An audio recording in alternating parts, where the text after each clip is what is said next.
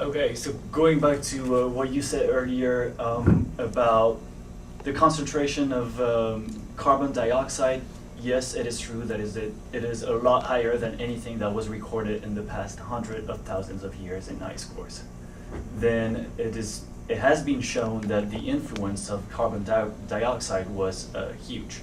So that's true too. Now, I mean, I don't know if I can comment too much on the power that we give to multinationals, but you know, we have a choice. You can ride a bike, you can take the bus, you can. We have take three. The power away. Yeah. Sorry, we have three questions. One there on the back. I was going to respond to the corporation aspect. It's an individual how the United States taxes gasoline versus how many other advanced industrial countries tax it. Has a huge impact on transportation usage. And then there are plenty of oil exporting countries where gasoline is sold at a subsidized price of something like a nickel or so a gallon. So it's not just at the corporate level, it's at the individual how particular countries have developed their policies for paying for fuel or subsidizing fuel, or perhaps indirectly in the U.S. from the military budget. Okay, so we collect like all the questions and then we try to answer to all of them. Please. Mine is actually more comment than question, but I was also particularly disturbed by the film, and I think what I was disturbed by is the 2 hours of voiceover and 2 hours of eagle eye shot. So, which I think tells us about, you know, you were talking about the discourse of the film. I think tells us a lot about the film and the fact that it creates this massive narrative, which is tragic, of course. So I wonder what is, you know, what is the purpose of this voice of God, you know, telling us what is the truth. So I'm very thankful that I have scientists here which can tell us, well, it's not really the truth. But otherwise, I mean, the film, that's how it works. That's how the film works. Okay. That was a comment or okay. We had other. Please. Yeah, in that same line, the movie mentions, for example, at the end, how wind and solar power is a matter of choice rather than a technical possibility. And then you mention a lot of biological inaccurate data, so which I didn't know about. So to the general public, they're sacrificing information to try to get a message across. So my question was, is that an ethical thing to do? Should filmmakers be more concerned about being accurate and then try to provide a message with that? When the time comes, I'd like to comment on that.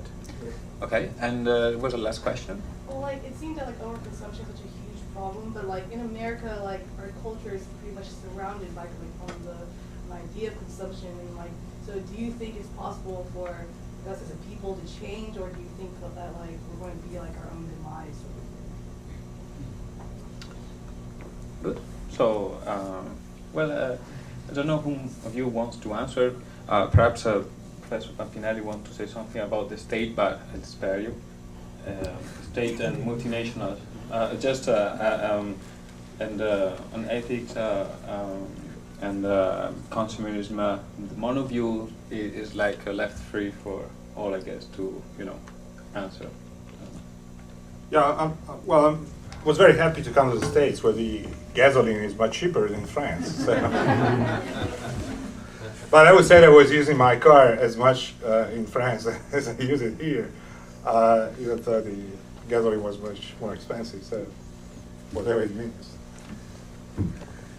Yeah, I'd like to say that, yeah, there is a question of ethics here in terms of how these stories and these discourses are presented. And there is a responsibility on the part of people like this to try to be accurate and fair in their assessment of what they're doing, unless they like to be labeled or think of themselves as just doing propaganda for an election or something like that, in which case maybe standards are a bit lower. More importantly, I'll say something and say that this is one of the things that I think is a reason why there has never been a viable Green Party in the United States as opposed to many of the European countries. And that's the question, is that that when environmentalists make claims that are later demonstrably false, or on a little bit of reflection is obviously implausible or something like that, they lose a fair amount of credibility with the public. And as a consequence, environmentalism in the US has often been viewed as a form of extremism or something like that, where the claims that are made are not something that belongs in ordinary political discourse and can be trusted and can be taken seriously. And that's the real price that we are paying when we do things of that sort. Yeah, I agree. I think that the inaccuracies are regrettable because they weren't necessary to make the point. It wasn't they were more careless, I think, than they were motivated by an attempt to distort. Maybe it's hard to read into these things. But I wanted to comment on both the question about the eagle eye and the voice of God and where that's coming from, and also the comment about our consumption culture and can we ever change and consume less. And I think that the two are very, very much linked. That eagle eye perspective from space or air, and the voice of God sort of narrating, over it, is what I'd call a moral discourse. It's trying to arouse a sense of moral obligation and commitment, which, as far as I can tell, it belongs. It is appropriate. It's sort of like trying to get people in the household to all wash dishes instead of just letting them pile up in the sink. There's a need for a moral discourse here, but that's exactly what they were trying to do, is to motivate action rather than simply inform. And then the consumption culture is what they were targeting, and trying to get people to put some priority ahead of simply being one better than the neighbors, or having a bigger vehicle, or not being willing to sacrifice even a tenth of what they consume. If I can make a serious comment for a change. What I'm disturbed about, and this issue of the eagle eye perspective and voice goes with that, is that I would like to see a movie where we try to teach people how to have an idea of their own, and not simply saying people what's happening, what they should do.